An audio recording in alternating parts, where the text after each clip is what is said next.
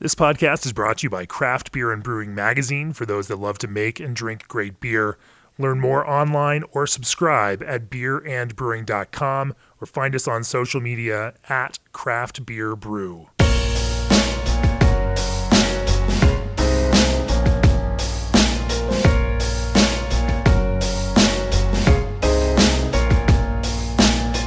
This episode is brought to you by the American Homebrewers Association, a community of more than 45,000 beer and brewing enthusiasts worldwide. The AHA publishes Zymergy Magazine, hosts the National Homebrew Competition and HomebrewCon, and equips members with brewing tips, proven recipes, and money-saving deals on beer, food, and brewing supplies. Founded in 1978, the AHA remains true to founder Charlie Papazian's timeless advice: relax, don't worry, have a homebrew. Celebrate beer and homebrewing with the AHA at homebrewersassociation.org.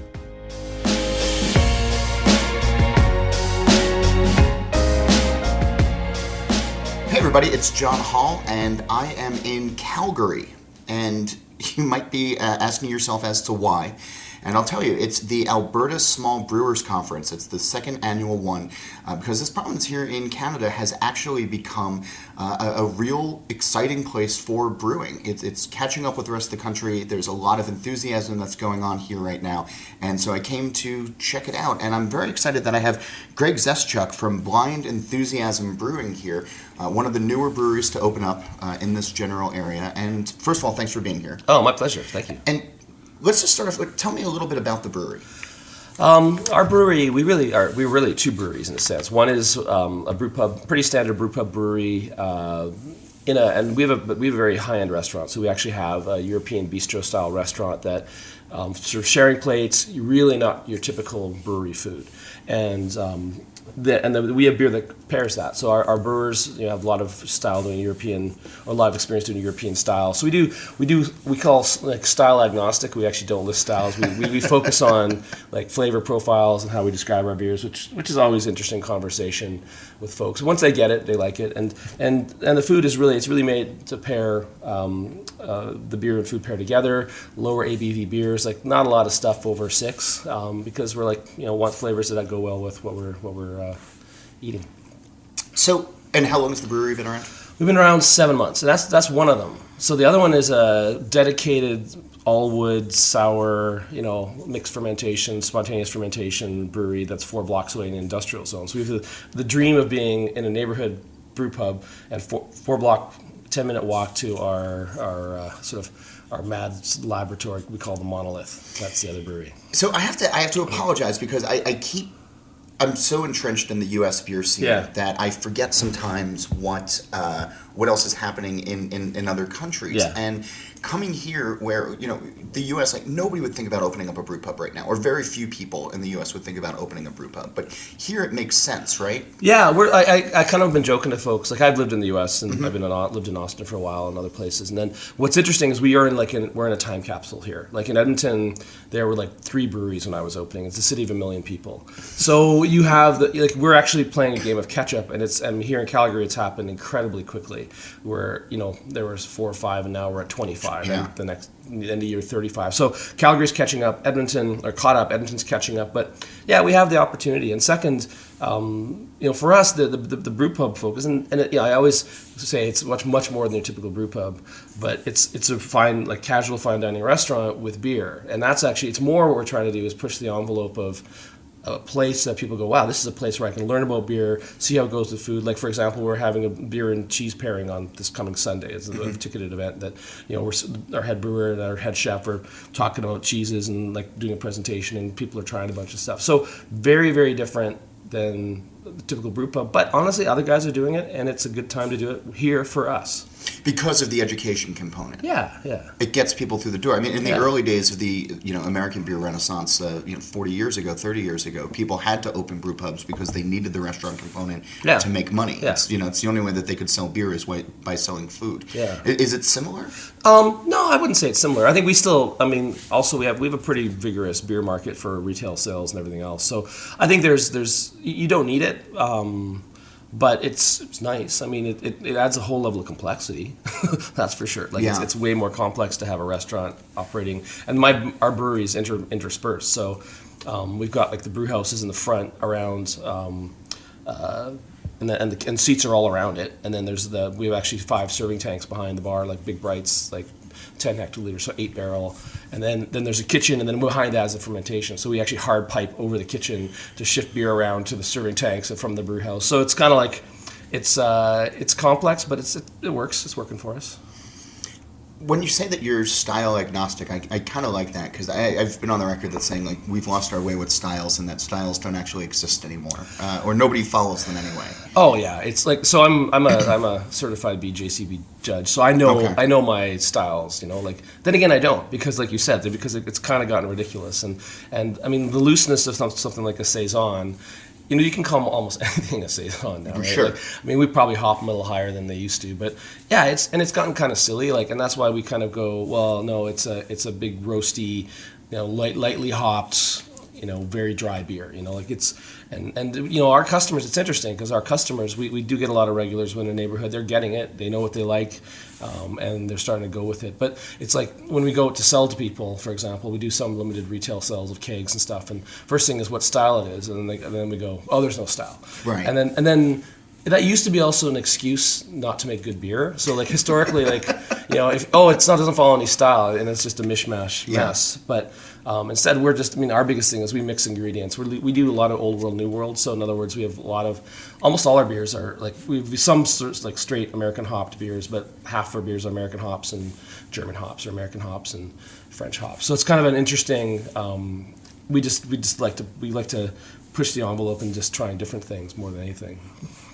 When you're pushing an envelope and you don't actually know, or you're not going to say this is going to be our IPA, or this is going to be our imperial style, or this is going to be our saison, or if you're not saying that, how do you know when the beer is ready? Yeah, that's a good question. Well, and actually we have a little game we play with that, is we don't actually name our beers. Our beers are 3-word acronym or 3-letter acronyms, like WPS, which would be. That one doesn't actually have. That one means whoops, okay. which actually literally it was. We have one. Another one is Deb, and another one is Zest. And Zest turned into Zesty Z, which is like it's a wheat beer, like largely German influenced, very light. But we sort of like. When we sit down to make a beer, like I remember there's one called Bro, which again, it's probably called Bro because it's brownish in color. But with like the Rob and Doug, the head brewers, we all sat down. They go, "Hey, Greg, you like chocolatey beers?" I go, "Yeah, really chocolatey. How about some dark fruit behind it? Sounds awesome.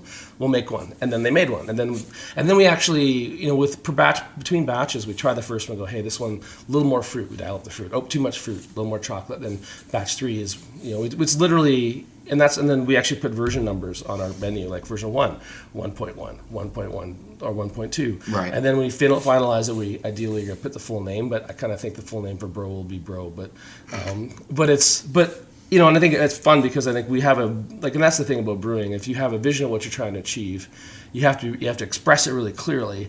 Otherwise, you don't know when you got there. That's a great question.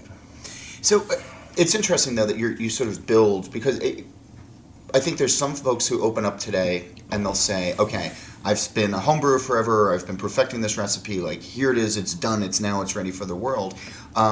There's got to be a little bit of nervousness though, right? When you put something else out where you're like, oh, we're not sure either. Yeah, I think it comes down to the really high level consumer oriented test at the end where you just try it and you go, this tastes good.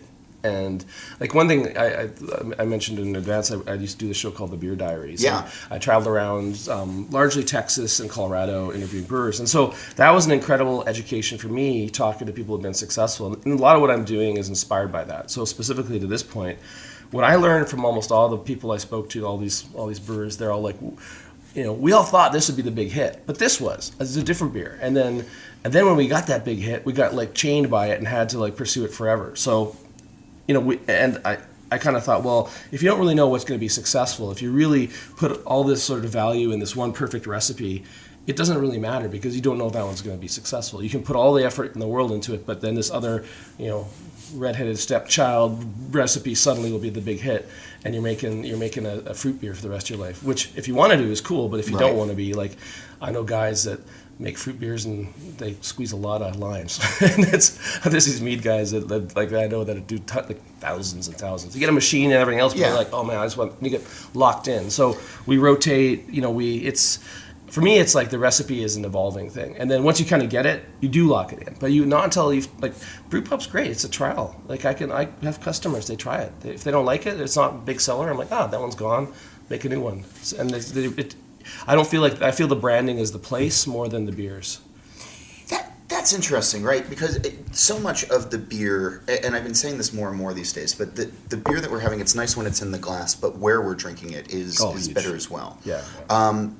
And we were at so for this conference, we were at Common Crown last night, which just had this really fun sort of laid back tap room. Again, at this warehouse industrial space. Yeah. There's a lot of thought into the tap room as well, where you can tell that people just like they enjoy hanging out there. Oh yeah, and the fact that you have that sort of almost like little patio space inside the building overlooking the brewing equipment. It's like, hey, that I'm in a brewery. That's the unique thing for any of us local brewers, that you have you being able to like emphasize you're making it here. Like a lot of people still don't get, like when they go to a place called the something brew house, that it doesn't have to have may not be a brewery. They're sort of tricking you in a way. Yeah. So I think for us it's fun to be able to kind of, like you said, be there around the equipment and drink the stuff and it's been made 20 feet away.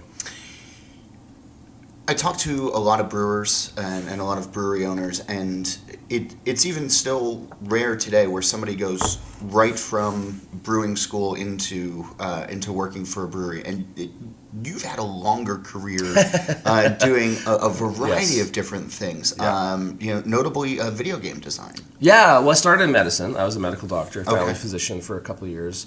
But I was always my hobby. I mean, medicine's great, but like like video games. Come on, no. I was going to get to your medical. No. But the story's always funny because we started doing medicine. Like that's what you did. Like you go to school. I was good in school, and so I did that, and I wanted to do it. I enjoyed it, but so video games was fun. Like video games was a passion, and I kind of realized that like. It's good and bad to create your passion, turn your passion into your career. But I did that for almost 20 years. A company called BioWare, based up in Edmonton, founded there with two other friends from medical school. Quite big, like it grew to hundreds and hundreds of people. We were bought by Electronic Arts, the guys who make Madden and all that, all that stuff. And so I kind of lived the dream already of. Like we literally went from like the three of us to we had 1,500 employees across the world and 7 studios at the end of it all. And at that point, I pulled the ripcord. I was living in Austin, and it was really cool. Austin was a little bit like what I'm just describing around about Edmonton. There were like 4 or 5 breweries, like Live Oak, Independence, a few guys, and then these new ones started popping up, and so that was fun. Like my friends goes, you gotta go by this guy I saw on the edge of town. He goes, God, there's this cool place called Jester King, and you show up there, and there's no one there. Like this is like, and this was years ago, right? And so I got to meet all these guys when they were all starting up, and I didn't have that much to do, so I go hang out in their tap rooms and chit chat and lots of great people, and I realized. Brewing people are fun, like they're really good people, really, really salt of the earth, but also the amount brewers help each other, and it seems like a really fun thing to do. And I was kind of looking for another career, which sounds weird, but I wasn't retirement age quite yet, and I'm like, well, I got to try something else. And I started doing the show, but then halfway through, it actually happened at Funkworks when I was talking to. I think it's Brad and Gordon. Yeah, and I was chatting with them, and I kind of they told me their story, and I'm like, wow, that's so cool, because I think it was Gordon was designing mountain bike frames. He's an engineer. I'm like super tangential, and I'm like, well, you know what? I'd love to try it. Like, I didn't have one of those moments that goes, I can do that. I was like, that's why I called it blind enthusiasm. Is like that moment of like, I'm gonna try it, and I didn't realize, I didn't fully think it through. But when I got back to Edmonton, that's when I looked and went, man, I've been in these places that are like there's tons of breweries, there's a beer scene, and you get back to Edmonton, there's a few good breweries, but that's it. It's way underserved, and it has moved to where the rest of the world is. You've got this great market, and if you get there early enough, you got your spot. And you got there early enough, like you think so at this point. Yeah. I mean, where do you see it going from here? Man, like everywhere else, like 10 to 20 breweries, and then the challenge is, the interesting thing I'm finding is talking to people in the business. From big place, like down in Southern California, like you're hearing more and more about places going under. I had a friend guys making this decision. Like one of the guys, a couple of the guys I've interviewed are saying, we were growing and growing, and then it just flattened. And now the competition, either you're deciding, hey, I'm live this life of like modest sized brewery and crank away and you make money at it, but you're not going to grow a giant empire. For me, I already did that, so I'm like, well, that sounds appealing. Like I like this is like my biggest objective was to have a brewery I could ride my bike to, and so I've achieved that goal. And now it's just time to make it fun and work and like I don't have aspirations to do more than at the brew pub 1,500 barrels maybe. Okay. And then in the monolith, so our barrel aging facility, just by virtue of the process, you're not doing more than a couple thousand barrels a year. So I don't want to have a big industrial brewery and be cranking beer. That's not my objective. My objective is to have carve out this neat little niche, making really, really high-end boutique beers for people that like and also like foodies and beer people. Hopefully, be a place where it's worth visiting. And that's the thing. I think when so many people open up today, it's okay. Here's our IPA. Here's our stout. And it's sort of this one-size-fits-all tap room. I mean, you had the benefit of traveling around, but then there's obviously something about the way that you operate where you were very deliberate in having high-end food or appealing to the foodies and launching with a barrel program right away. And, having, I mean, most people have to pivot to that at some other point.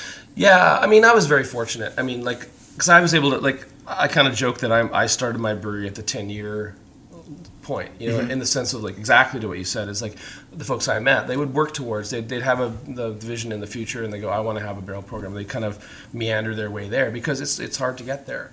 And so I just thought there was an opportunity in the space we were to jump into it. And it's working. I mean, the restaurant and the brewery are cranking right now and it's going good. So province like Montreal or even Quebec, when you're in that area, cities and provinces, and even going out to Vancouver, there's been other parts of the country that have had, I don't know, a more robust beer scene for longer. Oh yeah, big time. What was it about Alberta that it's taken a while to jumpstart? And I should point out that you're the previous executive director of the Small Brewers Guild here. Exactly. So you have, I'm not just asking you as a brewer, but as somebody who's been on the forefront of this. One really, really precise thing. It was remarkable. So somewhere along the way, on the sort of like the licensing for a brewery, the manufacturer license every brewer has to get, they said you had to have a 5,000 hectoliter minimum. So 4,500 barrel. You're like, that price that's a $1 million investment. Yeah.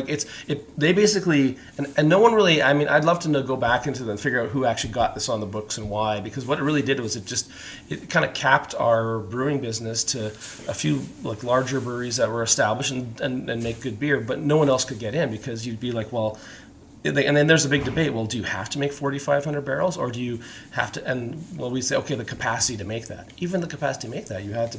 You'd still have to have a big system, you'd have to show that, Yeah, and that was it. And so like I remember specifically, like it was a December, probably 4 years ago. The rule got like they just kind of said, hey, we're moving that rule. Because we poke them. Was there a push among? Oh yeah, there's a push among a lot of the guys that want to start up. Like we actually had a whole push into a ton of fronts, like across. One challenge that Alberta had, that was one of many sort of, I would say, fairly antiquated laws. Like there's lots of like we have some good ones and some bad ones. Like we can direct distribute, we don't need distributors. Like there's no 3-tier system here, But there's things like there's no tied houses. There's and then other provinces started doing it. So BC and Ontario and we all start pushing all these as individual breweries and then the association, and finally they started pulling the laws off of modernizing, which I got to give them hats off. They've done a great job, and they can point to the fact that like this one rule about the limits just got pulled. And there's this little lag phase, like 6 months, then suddenly it just went kaboom, and breweries like every month just started popping up. Like guys, like there were a bunch of people that wanted to do it, and then it's kind of weird, but we also had like a downturn in the oil business. Yeah. And that kind of happened similar timing, and the economics of it, where folks with maybe had money, like could invest in something that could grow, and also people that would maybe be working because oil jobs are super lucrative. They didn't have work. They're like, well, maybe I'll start a brewery, and suddenly we've got like 75 breweries. And this was when I was the director of the association about 4 years ago. There were like 8. And I mean, so it's been pretty easy to manage that at that point. Oh yeah, like the webpage was easy to maintain. Like every once in a while, I'd go on the webpage. I'll add another logo, and it was a big. Now it's like, and I mean, and I know the people in the AGLC, the liquor board of the province, really well, and they're like, they have this board, and it's like, it's insane. It's incredible. And what's exciting? It's kind of like unbridled enthusiasm, optimism for the brewing business.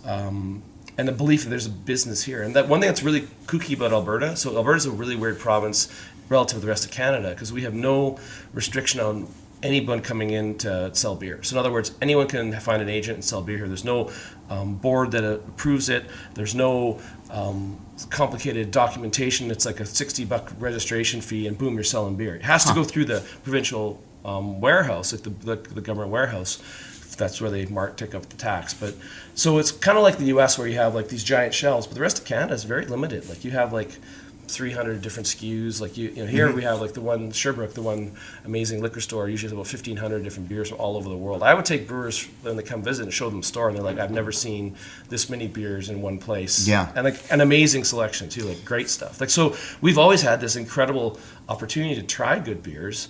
But we could never make them because there was like all the restrictions. Yeah, and that kind of I think really seeded the sort of the garden, so to speak, for that. Because there was demand for it. Obviously, a store like that, yeah. Oh, huge demand. Like it's a big beer drinker, a lot of beer drinkers. We have 4.5 million people in the province, or 4.2, and there's a lot of beer sold. That's an interesting, So. I'm curious about one other thing in that later on this summer, marijuana is going to become legal in this general, on the whole, everywhere, How do you prepare for something like that? Are you calling a lot of folks in Oregon and Washington and Colorado and being like, hey? So my theory, and it's just from what I've observed, I believe there already are an awful lot of people using marijuana now. It's a good bet, you know, and so just from people I know and all, and so I'm like, I think it's actually less of a sea change than people realize, at least from a consumption perspective. Because I mean, one thing is, obviously, it's like, okay, what's my relaxer of choice? Is it beer or is it marijuana? And the interesting thing, like I'm actually talking at a marijuana conference, funny enough, in Edmonton next 2 weeks from now. To talk about like the experience of the beer business, because one of the things that's I think like to vary back to a point you made much earlier, one of the big I think differences between them is I don't think it's like having marijuana is necessarily as social, nor is it you go to like I'm going to go to the tap room and smoke some weed. Like it's not like you know what I mean. Like I think the beer business has this really inherent advantage to the fact of it's inherently social. Something you do with friends. It's going out. If you're allowed to do it in a public space, like again, like I mean, we could all eat brownies in a cafe, but then be like, that's kind of weird. But because you can't smoke because of smoking laws. So So I think there's really like again from a pure consumption, beer may drop, but I don't think it'll change like the bar or the restaurant business relative to what we do. So it's gonna be interesting though. Like I think because it's like everyone's like all super excited, and the biggest thing for us here locally that was interesting too is the province said they're going to do all online sales. So that's actually a big thing, because I think a lot of the businesses probably got a real shock through their system because they're probably hoping to go direct, but now they have to kind of worry about storefronts, and I don't know. It's an interesting. I just for me it's kind of weird because I'm not worried about like total volume. I'm just worried about creating great experiences and good beer. So I don't worry about like, hey, my volume might drop 2%. Be like, well, whatever. Would you try to combine the two experiences? No. We've been asked. I'm not. Yeah, it's funny because I know people have been really. I'm kind of old school when I want with the brewery stuff and the restaurant stuff, and I guarantee. I mean, people have, and people are going to, but it's like. I'm not sure that's a good result or not. It'll be interesting to follow along, and I plan on keeping tabs on this just because the brewing industry here, number of breweries is really starting to pop and come alive. And now as the marijuana industry comes alive, you guys are sort of coming up together. We were talking yesterday at this party that beer actually kind of helped pave the way for legalized marijuana in states like Oregon and Colorado and Vermont and other places where there's a beer culture, and it was part of the culture, and it was like, okay, well, that's acceptable. People, it was different than just Bud Miller Coors kind of thing. Yeah, and I think the thing with that's interesting is it's almost the realization that, like, okay, when you loosen up some of these antiquated laws, like, it doesn't turn into like Mad Max world, right? You know what I mean? Like, it's like, because like I almost imagine, like, oh, if we let people drink on a patio, like here in Alberta we had this like we had this rule, like you had to have a 1 meter, about yard high, hard fence, like clear delineating yourself from public in drinking. You can't drink on the street. You got to drink behind this hard fence. And I built a hard fence, and then they changed the rules. So you just need even a soft little rope fence, which is like, oh, cool, that's looser. Like, so I think as we slowly go, they realize, oh, you know what, that hard fence isn't really needed. Now we go with a soft fence. Eventually, they might say, you know what, it's okay if you have a to-go cup and walk down the street with a beer, because you're not gonna like run in front of cars and start fights and like, you know. Some people will. Yeah, I'm friends with some pretty deviant people, but yeah, depends where you are. Right. But generally, like again, we always look at I always look at the culture of the European beer culture, because so much they didn't have the prohibition bump, and then it's so much older than ours. That it's way more relaxed, and I have a feeling marijuana will kind of go that way too.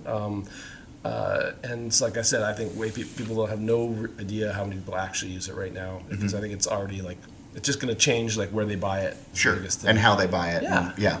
And they won't be sneaking around. So I just wanted to talk about, like, you know, Alberta in general, where, I mean, there's the malting companies are based here. Yeah. I mean, there's a lot of great raw material that's coming out of this general area. Maybe not so much hops wise.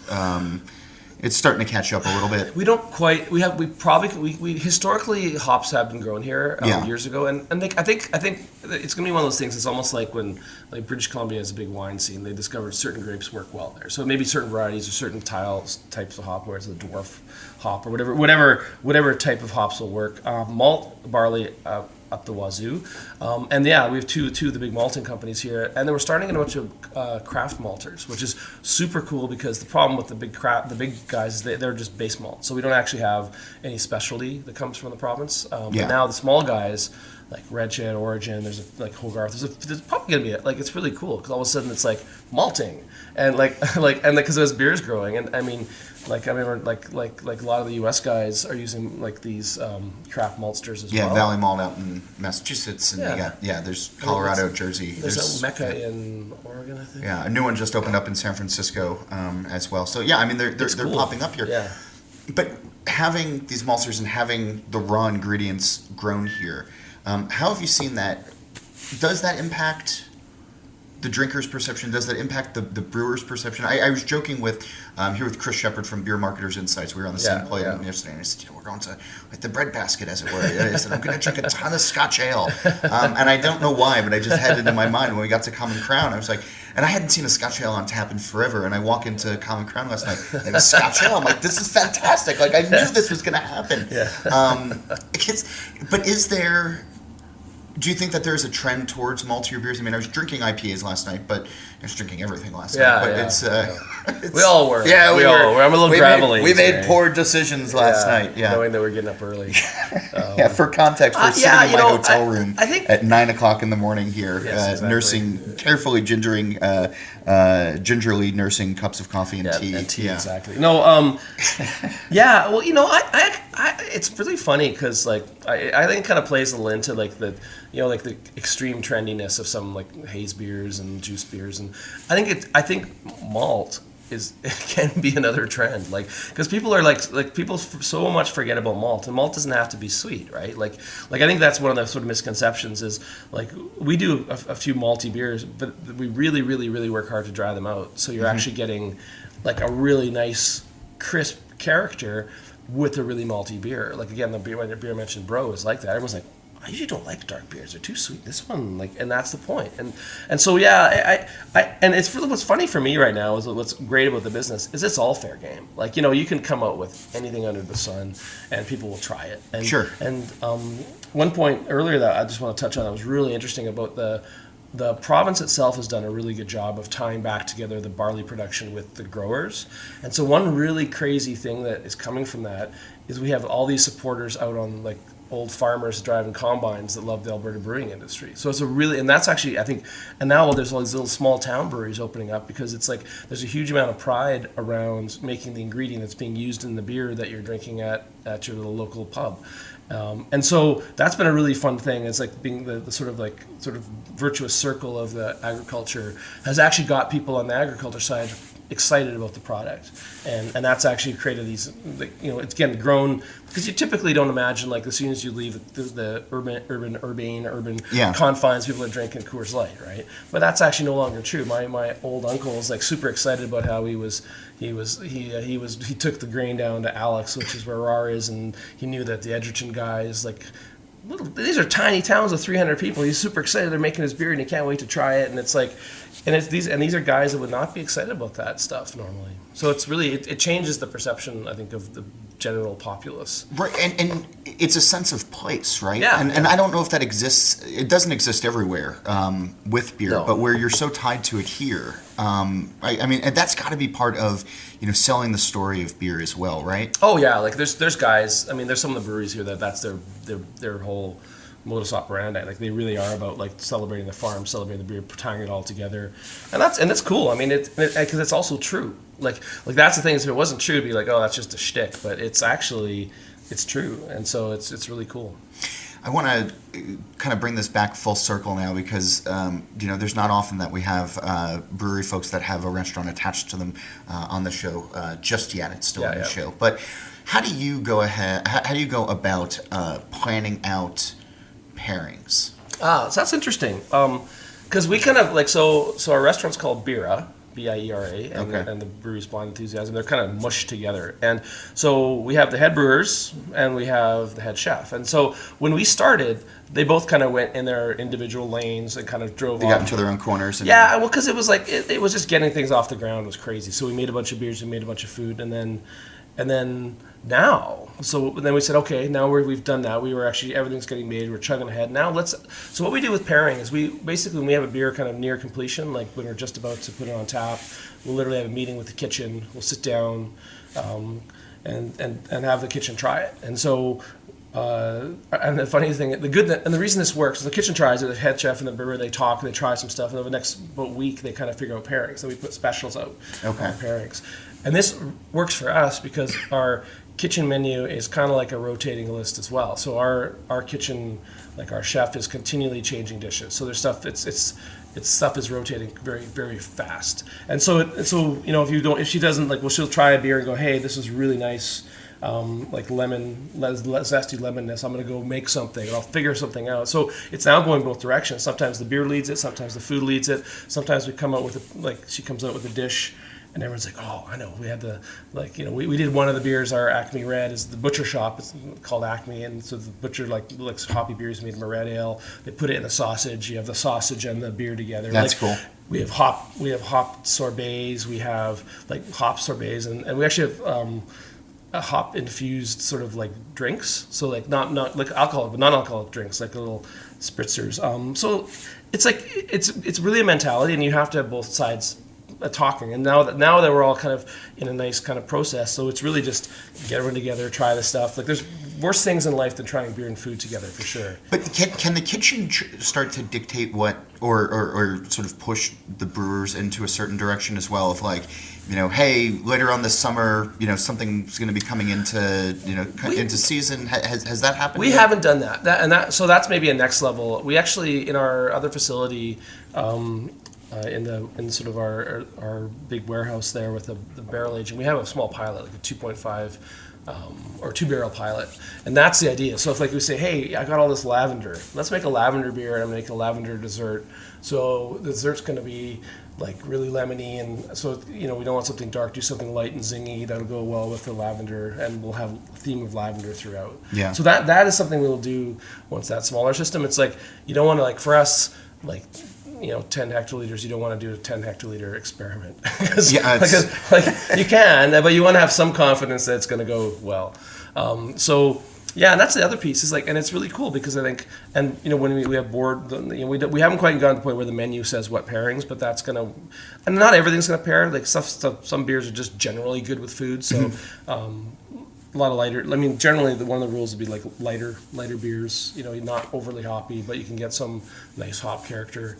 Like I said, we tend to go a little bit towards European hops, so you don't get quite the same aggressiveness.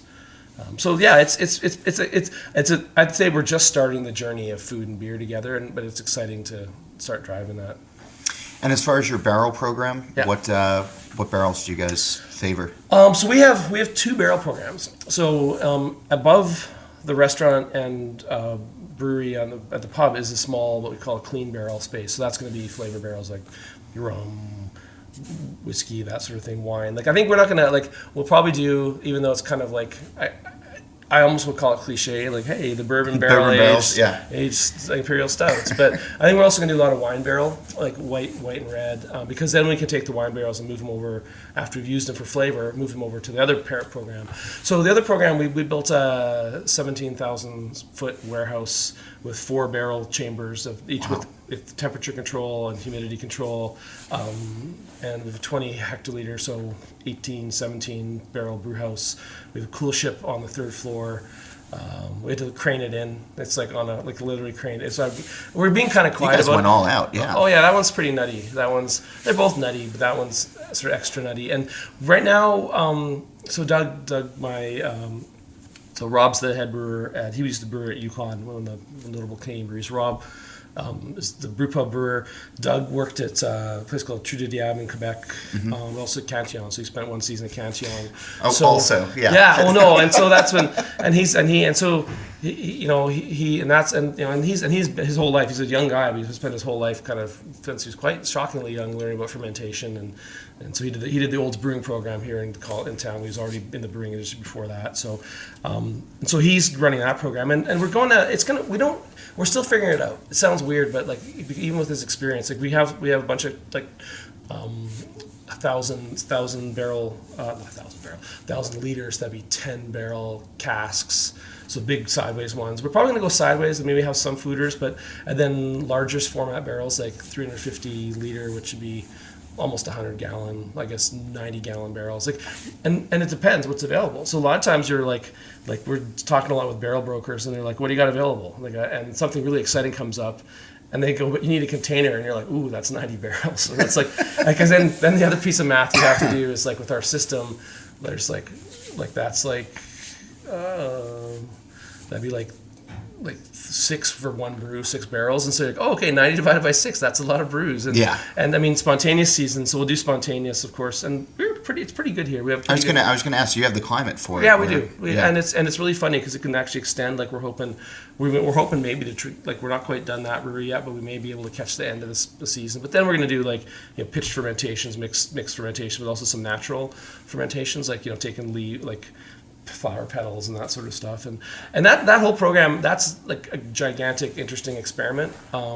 Sort of scary because the production coming out of there, it's like this, like a little tiny trickle, right? For the first little bit, we actually got invited to Dunham has a festival in Montreal, south of Montreal, in August, which we got invited to. So we're going to that, and we need to have something for that. So and so it's not going to be something super complex. It's going to be only about 6 months, but that's kind of like this fence post in our future that frightens us because we have great respect for those guys. They're super good, and there's a ton of other amazing breweries there, like lots of really amazing breweries. So we're like, if we, you want your first kind of beer in that vein to be kind of cool. So and what's the festival? Dunham Brewing. I don't know what the name of it is, but Dunham like Modern Times is there, Oxbow is there, Twin Sails at event. There's a whole bunch of guys. I think Cantillon. I'm not sure if they're not there or not. Well, a couple of the European guys are there. Right. It sounds like this is just something I should have on the calendar. Yeah. It's going to be pretty crazy. And they're in the beautiful southern part of Quebec. So there's a really nice rural little town. Absolutely.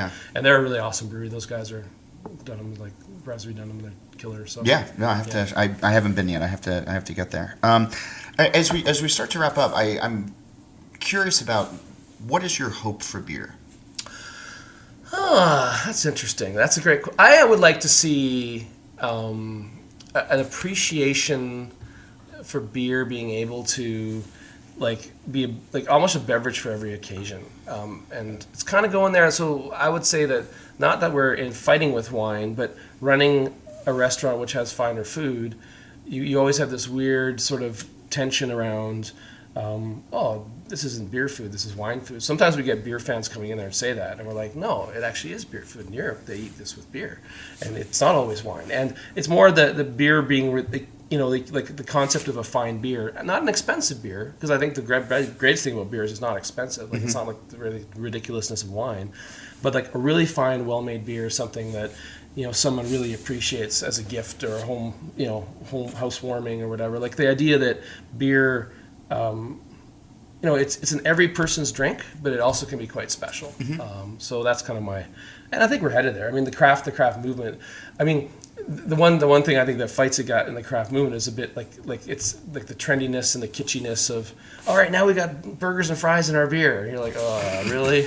Like, it's like, how crazy can you, like, and I respect the guys that can pull that stuff off. But it's like people always ask, are you doing like, are you going to make like a haze beer? It's like, no, but some of our beers are quite hazy, and they may actually be, the one we actually made one that was really similar. We're like inadvertently, we knew it was going to be hazy. We didn't say, hey, this is going to be a haze beer, but it was like lots of wheat and, like it's just when you released it, did people just start lining up at 6 a.m. outside of the brewery because word got out? It wasn't one of them. No, we don't have that. See, I think put that in a sticker can. No, yeah, that's you need that kind of like that the audience for that, right? And I think people have to realize that that's not like necessarily a reproducible thing anywhere but where it's happening. Like I don't think you'd ever have a situation of anyone lining up at 6 a.m. to get beers in Edmonton. I mean, maybe that's someday an aspiration as well, but maybe 9 a.m. Like, don't come at 6. Like, there'll be plenty. Like, yeah, like that whole stuff. Like, it's amazing in a way, but it's also kind of distorts people's realities. Greg Zeschuk of Blind Enthusiasm in Edmonton. Yes, right. I got that. Perfect. All of that right. Yeah, it's a tongue twister, especially when you've been drinking. That's why I learned that Blind Enthusiasm after drinking too much. Like, terrible name. Blind Enthusiasm. Thanks for being here. I really appreciate it. If you want to know more about the brewery, listeners, go to blindenthusiasm.ca. And if you want to learn more about beer and brewing, craftbeerandbrewing.com is where you want to go. Please subscribe to the magazine. Thanks for listening to the podcast. If you have questions for me, you can reach me at John Hall, it's JOHNHOLL at beerandbrewing.com, or follow the conversation on Twitter at John_Hall. And thanks again for listening. We'll be back again next week with an all-new episode. Cheers. Thank you. This episode has been brought to you by the American Homebrewers Association, the country's only not-for-profit membership organization dedicated to promoting the community of homebrewers and empowering homebrewers to make the best beer in the world. Brew with the AHA at homebrewersassociation.org, and remember, relax, don't worry, have a homebrew. This podcast is brought to you by Craft Beer and Brewing Magazine, for those that love to make and drink great beer. Learn more online or subscribe at beerandbrewing.com, or find us on social media at Craft Beer Brew.